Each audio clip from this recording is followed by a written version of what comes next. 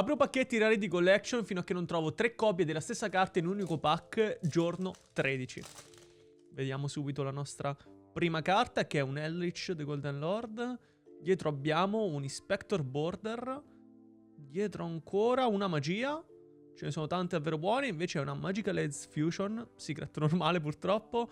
C'è ancora una speranza. Dietro abbiamo un Artifact Lancia. Quindi la challenge è finita. Ma l'ultima carta è una... sembra una Collector Rare. No, forse una Ultimate. Ed è un Chaos Space Ultimate Rare. Quindi non male.